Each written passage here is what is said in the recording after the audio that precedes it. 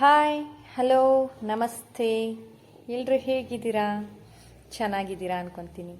Like ಮಾಡಿ, share ಮಾಡಿ, subscribe ಮಾಡ್ಕೊಳ್ಳಿ. ನನ್ನ ಚಾನಲ್ಗೆ ನಿಮ್ಮ ಸಪೋರ್ಟು ಬೆಂಬಲ ಇರಲಿ ಅಂತ ಕೇಳ್ತೀನಿ. ಯಾರೆಲ್ಲ ನನ್ನ ಚಾನಲ್ನ ಸಬ್ಸ್ಕ್ರೈಬ್ ಮಾಡಿಕೊಂಡು ನನಗೆ ಸಪೋರ್ಟ್ ಮಾಡ್ತಾ ಇದ್ದೀರಾ, ಹಾಗೆ ಯಾರೆಲ್ಲ ಈ ವಿಡಿಯೋ ಮೂಲಕ ನನ್ನ ಚಾನಲ್ನ ಫಸ್ಟ್ ಟೈಮ್ ವಿಸಿಟ್ ಮಾಡ್ತಾ ಇದ್ದೀರಾ, ಹಾಗೆ ಯಾರೆಲ್ಲ ರಿಟರ್ನಿಂಗ್ ಸಬ್ಸ್ಕ್ರೈಬರ್ ಇದ್ದೀರಾ, ಎಲ್ರಿಗೂ ಥ್ಯಾಂಕ್ ಯು ಆ್ಯಂಡ್ ವೆಲ್ಕಮ್ ಅಂತ ಹೇಳ್ತೀನಿ. ಇವತ್ತು ನಾನು ಮಾರ್ನಿಂಗ್ ಬ್ರೇಕ್ಫಾಸ್ಟಿಂದ ವಿಡಿಯೋನ ಶುರು ಮಾಡ್ತಿರೋ ಅಂಥದ್ದು. ಬನ್ನಿ ಏನು ಮಾಡ್ತೀನಿ ಅಂತ ಹೇಳ್ತೀನಿ. ಹೀರೆಕಾಯಿ ಪಲ್ಯ ಮತ್ತು ಹೀರೆಕಾಯಿ ಸಿಪ್ಪೆ ಚಟ್ನಿ ಮಾಡ್ತಾಯಿದ್ದೀನಿ ಚಪಾತಿಗೋಸ್ಕರ. ಸ್ಕಿಪ್ ಮಾಡ್ದಲೇ ನೋಡಿ, ಅರ್ಥ ಆಗುತ್ತೆ. ಹಾಗೆ ಹೀರೆಕಾಯಿ ರೆಸಿಪಿ ಈಗಾಗಲೇ ಸುಮಾರು ಶೇರ್ ಮಾಡಿದ್ದೀನಿ, ಅಪ್ಲೋಡ್ ಮಾಡಿದ್ದೀನಿ. ಯಾರೆಲ್ಲ ನೋಡಿಲ್ಲ ಒಂದ್ಸತಿ ಚೆಕ್ ಮಾಡಿ ಅಂತ ಹೇಳ್ತೀನಿ. ಒಂದು ಬಾಣಲಿ ಇಟ್ಟಿದ್ದೆ ನಾನು. ಬಾಣಲಿ ಬಿಸಿ ಆಗ್ತಿದ್ದಂಗೆ ಸ್ವಲ್ಪ ಆಯಿಲ್ ಹಾಕ್ತೆ. ಆಯಿಲ್ ಬಿಸಿ ಆಗಿತ್ತು, ಸ್ವಲ್ಪ ಸಾಸಿವೆ ಹಾಕಿ ಒಂದೇ ಒಂದು ಚಿಕ್ಕ ಈರುಳ್ಳಿನ ಕಟ್ ಮಾಡ್ಕೊಂಡಿದ್ದೆ ನಾನು. ಅದನ್ನು ಕೂಡ ಹಾಕ್ಕೊಂಡು ಫ್ರೈ ಮಾಡಿಕೊಂಡೆ. ಮತ್ತು ಇಲ್ಲಿ ಹೀರೆಕಾಯಿ ತೊಗೊಂಡಿದ್ದೆ ನಾನು. ಒಂದು 1/4 kg ಹೀರೆಕಾಯಿ ಇದೆ. ಇದು 1/4 kg ಹೀರೆಕಾಯಿ ತೊಗೊಂಡಿದ್ನಲ್ಲ, ಅದನ್ನು ಸಿಪ್ಪೆ ಎಲ್ಲ ಒಂದು ಸತಿ ಎಡ್ಕೊಂಡು ಒಂದು ಕಡೆ ಇಟ್ಕೊಂಡಿದ್ದೀನಿ ಚಟ್ನಿಗೋಸ್ಕರ. ಇದನ್ನು ಈ ರೀತಿಯಾಗಿ ಕಟ್ ಮಾಡ್ಕೊಂಡಿದ್ದೆ. ಅದನ್ನು ಹಾಕ್ಕೊಂಡು ನಾನು ಫ್ರೈ ಮಾಡ್ಕೊತಾ ಇದ್ದೀನಿ. ಒಗ್ಗರಣೆಯಲ್ಲಿ ಒಂದು 5 ನಿಮಿಷ ಫ್ರೈ ಮಾಡ್ಕೊಳ್ಳೋಣ. ಈ ಕಡೆ ಅದೇ ಗೊಜ್ಜಿಗೆ ಏನು ಮಸಾಲೆ ರೆಡಿ ಮಾಡ್ಕೊತೀನಿ ಅಂತ ಹೇಳ್ತೀನಿ ಬನ್ನಿ. ಒಂದು 2 ಟೇಬಲ್ ಸ್ಪೂನಷ್ಟು ತೆಂಗಿನಕಾಯಿ ತುರಿ, ಒಂದು 4ರಿಂದ 5 ಒಣಮೆಣಸಿನ್ಕಾಯಿ ತೊಗೊಂಡಿದ್ದೀನಿ, 2 ಸಣ್ಣ ಈರುಳ್ಳಿ, ಹಾಗೆ 1 ಟೊಮೊಟೊ. ಇಷ್ಟೊಂದು ತೊಗೊಂಡು ಫೈನಾಗಿ ಪೇಸ್ಟ್ ಮಾಡ್ಕೊಳ್ಳಿ ಅಂತ ಹೇಳ್ತೀನಿ. ಖಾರ ಒಂದು ಸ್ವಲ್ಪ ಜಾಸ್ತಿ ಹಾಕ್ಕೊಳ್ಳಿ. ನಮ್ಮ ಮನೇಲಿ ನಮ್ಮ ಅಕ್ಕನ ಮಗ ಇದ್ದ ಅಂತ ಹೇಳ್ಬಿಟ್ಟು ನಾನು ಅವ್ನು ಖಾರ ತಿನ್ನಲ್ಲ, ಖಾರ ಆದರೆ ಖಾರ ಅಂತಾನೆ ಅನ್ನೋ ಕಾರಣಕ್ಕೆ ಖಾರನ ಸ್ವಲ್ಪ ಕಮ್ಮಿ ಹಾಕಿದ್ದೀನಿ. ಬಟ್ ಹೀರೆಕಾಯಿ ಗೊಜ್ಜು, ಹೀರೆಕಾಯಲ್ಲಿ ಏನೇ ಮಾಡಿ ನೀವು ಒಂದು ಸ್ವಲ್ಪ ಖಾರ ಮುಂದಿದ್ರೇ ಚೆಂದ. ಯಾಕಂದರೆ ಹೀರೆಕಾಯಿ ಸ್ವಲ್ಪ ಸ್ವೀಟ್ ಆಗುತ್ತಲ್ವಾ, ಹಾಗಾಗಿ ಹೀರೆಕಾಯಿ ಗೊಜ್ಜಾಗಿರ್ಬೋದು, ಪಲ್ಯ ಆಗಿರ್ಬೋದು, ಎನಿವನ್ ಹೀರೆಕಾಯಿ ಸಾಂಬಾರ್ ಆಗಿರ್ಬೋದು, ಅದಕ್ಕೆಲ್ಲ ಒಂದು ಸ್ವಲ್ಪ ಖಾರ ಮುಂದಿಟ್ಟು ಮಾಡಿದ್ರೆ ಚೆಂದ. ನೀವು ಇನ್ನೊಂದು ಸ್ವಲ್ಪ ಖಾರ ಹಾಕ್ಕೊಳ್ಳಿ. ಇದು ಖಾರ ಸಾಕಾಗಲ್ಲ, ನಾನು ಅವನಿಗೋಸ್ಕರ ಖಾರ ಕಮ್ಮಿ ಹಾಕಿರೋ ಅಂಥದ್ದು. ಈ ಕಡೆ ಏನು ರುಬ್ಕೊಂಡಿದ್ದೆ ಅದು ಚೆನ್ನಾಗಿ ಫ್ರೈ ಆಯಿತು. 5 ನಿಮಿಷದೊಳಗೆ ನಾನು ಆ ಕಡೆ ಮಸಾಲೆ ರೆಡಿ ಮಾಡ್ಕೊಂಡಲ್ಲ. 5 ನಿಮಿಷ ಅದಾಗಲಿ ಒಗ್ಗರಣೆಲ್ಲ ಫ್ರೈ ಅಂತ ಹೇಳ್ಬಿಟ್ಟು 5 ಮಿನಿಟ್ಸ್ ಒಳಗೆ ನಾನಿಲ್ಲಿ ಮಸಾಲೆನ ರೆಡಿ ಮಾಡಿಕೊಂಡು ರುಬ್ಕೊಂಡಲ್ಲ, ಅದನ್ನು ಹಾಕಿರೋ ಅಂಥದ್ದು. ಹಾಕಿ ಚೆನ್ನಾಗಿ ಮಿಕ್ಸ್ ಮಾಡ್ಕೊಳ್ಳಿ. ಅದೇ ಜಾರಿಗೆ ಸ್ವಲ್ಪ ವಾಟರ್ನ ಹಾಕಿ ನಾನು ಅದನ್ನು ಕೂಡ ಇಲ್ಲಿ ಹಾಕ್ಕೊಂಡಿರೋ ಅಂಥದ್ದು. ಹಾಕ್ಕೊಂಡು ಚೆನ್ನಾಗಿ ಮಿಕ್ಸ್ ಮಾಡ್ಕೊಳ್ಳಿ. ಈಗಿದು ಒಗ್ಗರಣೆಯಲ್ಲಿ ಚೆನ್ನಾಗಿ ಬೇಯಬೇಕು. ನಮಗೆ ಹೀರೆಕಾಯಿ ಬೆಂದಿಲ್ಲ, ಜಸ್ಟ್ 5 ಮಿನಿಟ್ ಒಗ್ಗರಣೆಯಲ್ಲಿ ಬೆಂದಿತ್ತು ಅಷ್ಟೇ. ಅದು ಸ್ವಲ್ಪ ಬೆಂದಿದೆ. ಈಗ ಒಂದು ಸ್ವಲ್ಪ ಚೆನ್ನಾಗಿ ಕುಕ್ ಆಗಬೇಕು. ಈಗ ಒಂದು ಲಿಡ್ಡನ್ನು ಕ್ಲೋಸ್ ಮಾಡಿ ನಾನು ಕುಕ್ ಮಾಡ್ಕೊತಾ ಇರೋದು. ಈ ಕಡೆ ಹೀರೆಕಾಯಿ ಸಿಪ್ಪೆ ನಾನು ಹೇಳಿದ್ನಲ್ಲ ನೋಡಿ, ಅದನ್ನು ಚೆನ್ನಾಗಿ ಹುರ್ಕೊಂಡಿದ್ದೀನಿ. ಮೆಣಸಿನ್ಕಾಯಿ, ಉದ್ದಿನಬೇಳೆ, ಕಡಲೆಬೇಳೆ 1 ಸ್ಪೂನನ್ನು ಆ್ಯಡ್ ಮಾಡಿದ್ದೀನಿ. ಈಗಾಗಲೇ ನಾನು ಈ ರೆಸಿಪಿನ ಅಪ್ಲೋಡ್ ಮಾಡಿದ್ದೀನಿ. ಯಾರೆಲ್ಲ ನೋಡಿಲ್ಲ ಒಂದ್ಸತಿ ಚೆಕ್ ಮಾಡಿ ಅಂತ ಹೇಳ್ತಿದ್ದೀನಿ. ಹಾಗಾಗಿ ಡೀಟೇಲ್ ಆಗಿ ತೋರಿಸ್ತಾ ಇಲ್ಲ. ಅವತ್ತು ನಾನು 1 ಟೇಬಲ್ ಸ್ಪೂನ್ ಕಡಲೆಬೇಳೆನ ಆ್ಯಡ್ ಮಾಡಿರಲಿಲ್ಲ. ಇವತ್ತು ಎಕ್ಸ್ಟ್ರಾ ಏನು ಆ್ಯಡ್ ಮಾಡಿದ್ದೀನಿ ಅಂದರೆ 1 ಟೇಬಲ್ ಸ್ಪೂನ್ ಕಡಲೆಬೇಳೆ ಅಷ್ಟೇ ನಾನು ಆ್ಯಡ್ ಮಾಡಿರೋ ಅಂಥದ್ದು. ಯಾರೆಲ್ಲ ನೋಡಿಲ್ಲ ಒಂದ್ಸತಿ ಚೆಕ್ ಮಾಡಿ. ಹೀರೆಕಾಯಿ ಸಿಪ್ಪೆ ಚಟ್ನಿ ತುಂಬಾ ಚೆನ್ನಾಗಿರುತ್ತೆ. ಈ ಕಡೆ ನಾವು ಆವಾಗಲೇ ಲಿಡ್ಡನ್ನು ಕ್ಲೋಸ್ ಮಾಡಿ ಕುಕ್ ಮಾಡೋಕ್ಕೆ ಬಿಟ್ಟಿದ್ವಲ್ಲ, ಅದು ಚೆನ್ನಾಗಿ ಕುಕ್ ಆಗಿತ್ತು. ಹಾಗೆ ರುಚಿಗೆ ತಕ್ಕಷ್ಟು ಉಪ್ಪನ್ನು ಕೂಡ ಹಾಕೊಳ್ಳಿ ಅಂತ ಹೇಳ್ತೀನಿ. ಅದು ಇನ್ನೊಂದು ಸ್ವಲ್ಪ ಬೇಯಬೇಕಿತ್ತು, ಬೇಯಲಿ. ಅಷ್ಟರೊಳಗೆ ನೋಡಿ ನಾನು ತೆಂಗಿನಕಾಯಿ ತುರಿ ಎಲ್ಲ ತುರ್ಕೊಂಡಿದ್ದೀನಿ, ಅದು ಕೂಡ ನಾನಿಲ್ಲಿ ಜಾರಿಗೆ ಹಾಕ್ಕೊಂಡೆ. ಈ ಕಡೆ ಲಾಸ್ಟಲ್ಲಿ ಚೆನ್ನಾಗಿ ಬೆಂದಿತ್ತು. ಗುರೆಳ್ ಪೌಡರ್ ಅಂತ ಬರುತ್ತೆ, ಗುರೆಳ್ ಬರುತ್ತಲ್ವಾ, ಗುರೆಳ್ಳು ಮತ್ತು ನಾನು ಕೊಬ್ಬರಿ ಇತ್ತು, ಹಸಿ ತೆಂಗಿನಕಾಯಿ ತುರಿ ಒಂದು ಸ್ವಲ್ಪ ಖಾಲಿಯಾಗಿತ್ತು ಅಂತ ಕೊಬ್ಬರಿ, ಈ ಎರಡನ್ನೂ ಹಾಕಿ ಮಿಕ್ಸಿನಲ್ಲಿ ನಾನು ಈ ರೀತಿಯಾಗಿ ಪೌಡರ್ ಮಾಡ್ಕೊಂಡಿದ್ದೀನಿ. ಅದನ್ನು ಇದಕ್ಕೆ ಹಾಕಿ ಮಿಕ್ಸ್ ಮಾಡ್ತಾ ಇರೋ ಅಂಥದ್ದು. ಹಾಗೆ ಸ್ವಲ್ಪ ಕೊತ್ತಂಬರಿ ಕೂಡ ಹಾಕಿ ಮಿಕ್ಸ್ ಮಾಡ್ಕೊಂಡಿದ್ದೀನಿ. ಮಿಕ್ಸ್ ಮಾಡಿಕೊಂಡು ಒಂದು 2 ನಿಮಿಷ ಕುಕ್ ಮಾಡಿಕೊಂಡೆ. ಹೀರೆಕಾಯಿ ಗೊಜ್ಜು ರೆಡಿ ಆಯಿತು. ಚೆನ್ನಾಗಿರುತ್ತೆ. ಖಾರ ಮುಂದಿಟ್ಟು ಮಾಡ್ಕೊಳ್ಳಿ, ಸೂಪರ್ ಆಗಿರುತ್ತೆ ಅಂತ ಹೇಳ್ತೀನಿ. ಒಂದ್ಸತಿ ಟ್ರೈ ಮಾಡಿ, ಹಾಗೆ ಹೇಗಾಗಿತ್ತು ಅಂತ ಕಾಮೆಂಟ್ ಮಾಡಿ. ಈ ಕಡೆ ನಾನು ಹೀರೆಕಾಯಿ ಸಿಪ್ಪೆ ಚಟ್ನಿ ಕೂಡ ರೆಡಿ ಮಾಡ್ಕೊಂಡ್ಬಿಟ್ಟೆ ನೋಡಿ, ರೆಡಿ ಆಯಿತು. ಒಂದ್ಸತಿ ಮಸ್ಟ್ ಆ್ಯಂಡ್ ಶುಡ್ ಟ್ರೈ ಮಾಡಿ. ಪಾಯಸ ರೆಸಿಪಿ ನನಗೆ ತೋರಿಸಿಲ್ಲ, ಇದರಲ್ಲಿ ಲಾಂಗ್ ಆಗುತ್ತೆ ಅಂತ. ನೆಕ್ಸ್ಟ್ ವಿಡಿಯೋದಲ್ಲಿ ನಾನು ಅದನ್ನು ಅಪ್ಲೋಡ್ ಮಾಡ್ತೀನಿ ಅಂತ ಹೇಳ್ತೀನಿ. ಸಂಜೆ ಈವ್ನಿಂಗು ನಮ್ಮ ಚಿಕ್ಕಮಂಗ್ಳೂರಲ್ಲಿ ಫೇಮಸ್ ಆಗಿ ಒಂದು ದೋಸೆ ಅಡ್ಡ ಇದೆ. ಆ ದೋಸೆ ಅಡ್ಡಕ್ಕೆ ಬಂದಿದ್ವಿ. ಯಾರೆಲ್ಲ ವಿಸಿಟರ್ ಇದ್ದೀರಾ, ಮಸ್ಟ್ ಆ್ಯಂಡ್ ಶುಡ್ ಈ ದೋಸೆ ಅಡ್ಡದಲ್ಲಿ ನೀವು ಒಂದ್ಸತಿ ದೋಸೆ ತಿನ್ನಲೇಬೇಕು. 24-25 ಟೈಪ್ ಆಫ್ ದೋಸೆ ತುಂಬಾ ಟೇಸ್ಟಿಯಾಗಿರುತ್ತೆ. ತುಂಬ ಜನ ಇರ್ತಾರೆ, ತುಂಬ ರಶ್ ಇರ್ತಾರೆ. ನಾನೊಂದು ಸ್ವಲ್ಪ ಕತ್ಲಾದ್ಮೇಲೆ ಹೋದೆ. ಇನ್ನೊಂದು ದಿನ ಯಾವ ಥರ ಒಂದು ಸ್ವಲ್ಪ ಬೇಗನೆ ಬೆಳಕಿದ್ದಾಗೆ ಹೋಗಿ ಇನ್ನೂ ಡೀಟೇಲಾಗಿ ತೋರಿಸ್ತೀನಿ. ಇವತ್ತು ಎಷ್ಟು ಡೀಟೇಲಾಗಿ ತೋರ್ಸೋಕ್ಕಾಗಿದೆ ಅಷ್ಟು ಡೀಟೇಲಾಗಿ ನಿಮ್ಮ ಜೊತೆ ಶೇರ್ ಮಾಡ್ತಾ ಇದ್ದೀನಿ. 24ರಿಂದ 25 ಥರದ ದೋಸೆ ರೀ, ಸಖತ್ ಟೇಸ್ಟಿಯಾಗಿರುತ್ತೆ. ಒಂದಕ್ಕಿಂತ ಒಂದು ತುಂಬಾ ಚೆನ್ನಾಗಿರುತ್ತೆ.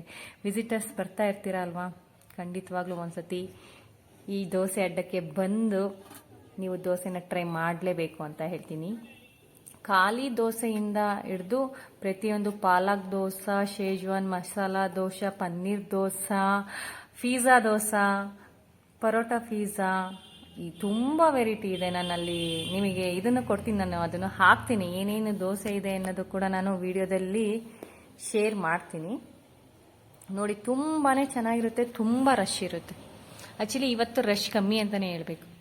ನಾವು ಬಂದಾಗ ಸ್ವಲ್ಪ ರಶ್ ಕಮ್ಮಿ ಇತ್ತು, ರಶ್ ಕಮ್ಮಿ ಇದೆ ಅಂತಲೇ ಹೇಳಬೇಕು. ನೋಡಿ, ಆ ಕಡೆ ಶೇಜ್ವಾನ್ ಮಸಾಲಾ ಪನ್ನೀರ್ ದೋಸೆ ಏನೋ ಮಾಡ್ತಾ ಇದ್ದಾರೆ.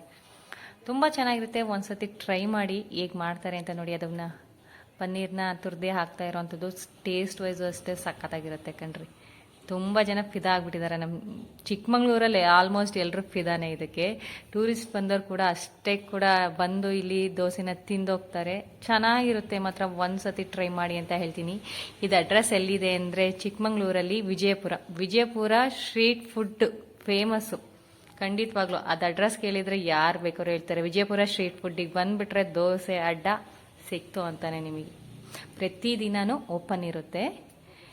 ಬಟ್ ಏನಾರ ಎಮರ್ಜೆನ್ಸಿ ಅವ್ರು ಲೀವ್ ಹಾಕಿದ್ರೆ ಲೀವ್ ಅಷ್ಟೇ. ನೆನ್ನೆ ಇರಲಿಲ್ಲ ಆ್ಯಕ್ಚುಲಿ, ಅವರು ರಿಲೇಟಿವ್. ನಾವು ನೆನ್ನೆ ಬಂದು ವಾಪಸ್ ಹೋಗಿದ್ವಿ, ಯಾಕಂದರೆ ಅವ್ರ ರಿಲೇಟಿವ್ ಒಂದರಲ್ಲಿ ಏನೋ ಎಕ್ಸ್ಪೈರ್ ಆಗಿದ್ರಂತೆ. ಹಾಗಾಗಿ ನೆನ್ನೆ ರಜೆ ಮಾಡಿದ್ರು. ಆಲ್ಮೋಸ್ಟ್ ಡೈಲಿ ಇರುತ್ತೆ. ನಾವು ನೋಡ್ತೀವಲ್ವ, ಇದೇ ಏರಿಯಾದವರು ಆಲ್ಮೋಸ್ಟ್ ಡೈಲಿ ಇರುತ್ತೆ. ನೋಡಿ, ದೋಸೆ ರೆಡಿ ಆಯಿತು. 2 ಥರ ಚಟ್ನಿ ಇರುತ್ತೆ, ಒಂದು ಗ್ರೀನ್ ಮತ್ತು ಇನ್ನೊಂದು ರೆಡ್ ಚಟ್ನಿ. ತುಂಬ ಚೆನ್ನಾಗಿರುತ್ತೆ, ಒಂದ್ಸತಿ ಟ್ರೈ ಮಾಡಿ ಅಂತ ಹೇಳ್ತೀನಿ. ನಾವು ಕೂಡ ಪಿಜ್ಜಾ ದೋಸೆ, ನಮ್ಮ ಅಕ್ಕನ ಮಗ ಪಿಜ್ಜಾ ದೋಸೆ ತಿನ್ನಬೇಕು ಅಂತ ಹೇಳ್ಬಿಟ್ಟು ಭಾಳ ಟ್ರೈ ಮಾಡ್ತಾ ಇದ್ದ. ಪಾಪ ಬಂದಾಗೆಲ್ಲ ಸಿಗ್ತಾನೆ ಇರಲಿಲ್ಲ. ಅವತ್ತು ದತ್ತಮಲೆ ಇದ್ದಾಗ ಕ್ಲೋಸ್ ಇರುತ್ತೆ. ಸ್ಟ್ರೀಟ್ ಫುಡ್ ಆಗಿರ್ಬೋದು ಮತ್ತು ಚಿಕ್ಕಮಂಗ್ಳೂರಲ್ಲಿ ಬೇರೆ ಅಂಗಡಿಗಳಾಗಿರ್ಬೋದು ಕಂಪ್ಲೀಟಾಗಿ ಕ್ಲೋಸ್ ಮಾಡ್ತಾರೆ ನಮ್ಮ ಚಿಕ್ಕಮಂಗ್ಳೂರನ್ನ. ಅವತ್ತು ಆ ಟೈಮಲ್ಲಿ ಬಂದಿದ್ದ, ಅವತ್ತು ಸಿಗಲಿಲ್ಲ. ಈ ಸತಿ ನೋಡಿದ್ರೆ ನೆನ್ನೆನೂ ಸಿಕ್ಕಿಲ್ಲ, ಇವತ್ತು ಆಟ ಮಾಡಿ ಕರ್ಕೊಂಡ್ಬಂದಿರೋವಂಥದ್ದು. ಇದು ದೋಸೆ ಯಾವುದು ಅಂದರೆ ಇದು ಎಂಥದಪ್ಪ, ಶೇಜ್ವಾನ್ ಪನ್ನೀರ್ ಐಟಮ್ ಫಸ್ಟ್ ತೋರಿಸಿದ್ದು. ಇದು ಪಿಜ್ಜಾ ದೋಸೆ. ಅವನಿಗೆ ಪಿಜ್ಜಾ ದೋಸೆ ಬೇಕು ಅಂತ ಹೇಳ್ಬಿಟ್ಟು ಪಿಜ್ಜಾ ದೋಸೆನ ಮಾಡಿಸ್ಕೊಂಡಿರೋ ಅಂಥದ್ದು. ಟೇಸ್ಟ್ ವೈಸ್ ಎಲ್ಲ ಚೆನ್ನಾಗಿತ್ತು. ನಾವಂತೂ ಆಲ್ಮೋಸ್ಟ್ ಎಲ್ಲ ದೋಸೆನೂ ಟ್ರೈ ಮಾಡಿದ್ದೀನಿ, ಹಾಗಾಗಿ ಹೇಳ್ತಾ ಇರೋದು. ತುಂಬ ಚೆನ್ನಾಗಿರುತ್ತೆ. ಮಸ್ಟ್ ಆ್ಯಂಡ್ ಶುಡ್ ಒಂದ್ಸತಿ ಬಂದು ದೋಸೆ ಅಡ್ಡದಲ್ಲಿ ದೋಸೆ ತಿನ್ನಲೇಬೇಕು. ಚಿಕ್ಕಮಂಗ್ಳೂರಿಗೆ ವಿಸಿಟರ್ಸ್ ಏನು ಕಮ್ಮಿ ಬರಲ್ಲ, ಒಂದ್ಸತಿ ಟ್ರೈ ಮಾಡಲೇಬೇಕು ಅಂತ ಹೇಳ್ತೀನಿ. ಇದಾಗ್ತೀರಾ, ನೀವು ಕೂಡ ಫ್ಯಾನ್ ಆಗ್ತೀರಾ. ಈ ಕಡೆ ಅವರು ಪರೋಟ ಪಿಜ್ಜಾ ಮಾಡ್ತಾ ಇದ್ದಾರೆ. ಪರೋಟ ಪಿಜ್ಜಾ ಅಂತ ಅನ್ಸೋದೇ ಇಲ್ಲ ಕಣ್ರಿ, ಅಷ್ಟು ಚೆನ್ನಾಗಿರುತ್ತೆ. ಹೇಗೆ ಮಾಡ್ತಾರೆ ಅಂತ ಅದನ್ನ ಒಂದು ಡೀಟೇಲಾಗಿ ತೋರಿಸ್ತೀನಿ. ಇನ್ನೊಂದು ದಿನ ಖಂಡಿತವಾಗ್ಲೂ ನಾನು ಈ ರಶ್ ಇತ್ತು, ಆಗ್ತಾ ಇರಲಿಲ್ಲ. ಇನ್ನೊಂದು ದಿನ ಖಂಡಿತವಾಗ್ಲೂ ನಾನು ಕಂಪ್ಲೀಟ್ ಡೀಟೇಲ್ ದೋಸೆ ಅಡ್ಡದೇ ವಿಡಿಯೋ ಮಾಡ್ತೀನಿ. ನೋಡೋಣ, ಅವರು ಸ್ವಲ್ಪ ಬೇಗ ಬರಬೇಕು. ಬೆಳಕಿದ್ದಾಗೆ ಬಂದರೆ ಸ್ವಲ್ಪ ಆ ಟೈಮಲ್ಲಿ ಸ್ವಲ್ಪ ರಶ್ ಕಮ್ಮಿ ಇರುತ್ತೆ. ಆ ಟೈಮಲ್ಲಿ ನಾನು ಮಾಡ್ತೀನಿ. ಪರೋಟ ಪಿಜ್ಜಾ ನೋಡಿ ಅವ್ರು ಮಾಡ್ತಾ ಇದ್ದಾರೆ.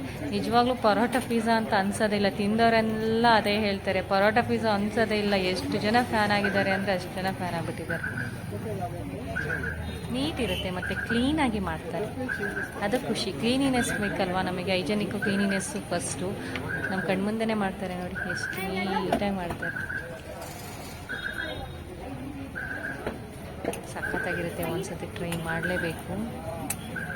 ಖಂಡಿತವಾಗ್ಲೂ ಬನ್ನಿ. Vijayapura street food. ಗಿರಿಗೆಲ್ಲ ಹೋಗ್ತೀರಲ್ವಾ, ಆ ರೋಡಲ್ಲಿ ಈ ಕಡೆ ಲೆಫ್ಟಿಗೆ ತೊಗೊಂಡ್ಬಿಟ್ರೆ ವಿಜಯಪುರ ಸಿಕ್ತು ಅಂತಾನೆ ನಿಮಗೆ. ಫುಡ್ ಪ್ಯಾಲೇಸ್ ಎಲ್ಲ ಸಿಗುತ್ತೆ ಅಲ್ಲ, DCC ಬ್ಯಾಂಕ್ ಬಿಟ್ಟು ಮುಂದೆ ಫುಡ್ ಪ್ಯಾಲೇಸ್ ಸಿಗುತ್ತೆ, ಅಲ್ಲೇ. ವಿಜಯಪುರ ಸ್ಟ್ರೀಟ್ ಫುಡ್ ಅಂದರೆ ಯಾರು ಬೇಕಾದ್ರೂ ಲೊಕೇಶನ್ ಹೇಳ್ತಾರೆ ನಿಮಗೆ. ಇಲ್ಲ ಅಂದರೆ ವಿಜಯಪುರ ಅಂತ ಲೊಕೇಶನ್ ನೋಡಿದ್ರೂ ಕೂಡ ಸಿಗುತ್ತೆ.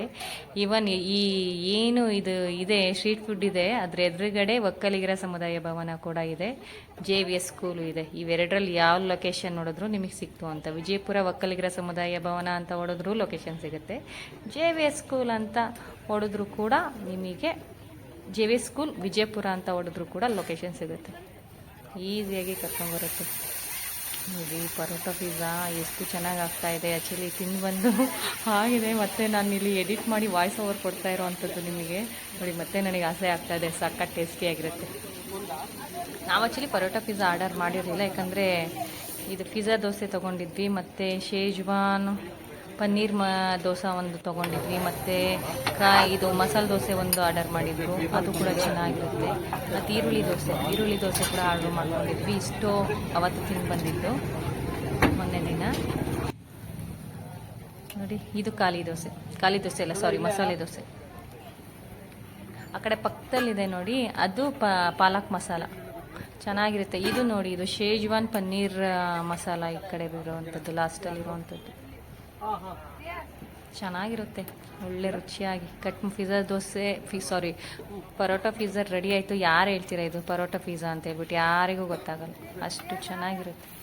ಒಂದ್ಸತಿ ಟ್ರೈ ಮಾಡಿ ಅಂತ ಹೇಳ್ತೀನಿ. ಚಿಕ್ಕಮಂಗ್ಳೂರು ಬಂದಾಗ ಮಸ್ಟ್ ಆ್ಯಂಡ್ ಶುಡ್ ಆಗಿ ನಾನು ಫುಡ್ ರಿವ್ಯೂ ಕೊಡ್ತೀನಿ. ಒಂದು ಸ್ವಲ್ಪ ಕೊಡೋಕ್ಕಾಗ್ತಾಯಿಲ್ಲ, ಖಂಡಿತವಾಗ್ಲೂ ಚಿಕ್ಕಮಂಗ್ಳೂರಲ್ಲಿ ಎಲ್ಲೆಲ್ಲಿ ಏನೇನು ಚೆನ್ನಾಗಿರುತ್ತೆ ಅನ್ನೋದನ್ನು ಖಂಡಿತವಾಗ್ಲೂ ಕೊಡ್ತೀನಿ. ಸ್ವಲ್ಪ ಟೈಮ್ ತೊಗೊತಾ ಇದೆ ಅಷ್ಟೇ, ಹೋಗೋಕ್ಕಾಗ್ತಾಯಿಲ್ಲ, ಸ್ವಲ್ಪ ಬ್ಯುಸಿ ಇರೋದ್ರಿಂದ. ರೆಡಿ ನೋಡಿ, ಎಷ್ಟು ಸಖತ್ತಾಗಿದೆ. ಈ ವಿಡಿಯೋನ ನಾನು ಇಲ್ಲಿಗೆ ಮುಗಿಸ್ತಾ ಇದ್ದೀನಿ. ನಾನು ನನ್ನ ನೆಕ್ಸ್ಟ್ ವಿಡಿಯೋದಲ್ಲಿ ಸಿಗ್ತೀನಿ. ಯಾರಿಗೆಲ್ಲ ಈ ವಿಡಿಯೋ ಇಷ್ಟ ಆಗಿದೆ ಲೈಕ್ ಮಾಡಿ, ಶೇರ್ ಮಾಡಿ, ಸಬ್ಸ್ಕ್ರೈಬ್ ಮಾಡ್ಕೊಳ್ಳಿ ಪ್ಲೀಸ್. ನ್ಯೂಕಮರಿಗೆ ನಿಮ್ಮ ಸಪೋರ್ಟ್ ಇರಲಿ ಅಂತ ಕೇಳ್ತೀನಿ. ನಾನು ನನ್ನ ನೆಕ್ಸ್ಟ್ ವಿಡಿಯೋದಲ್ಲಿ ಸಿಗ್ತೀನಿ. ಅಲ್ಲಿವರೆಗೂ ಯಾವಾಗಲೂ ಖುಷಿಯಾಗಿರಿ, ನಗ್ತಾ ಇರಿ ಅಂತ ಹೇಳ್ತೀನಿ. Thank you for watching my video. Thank you so much.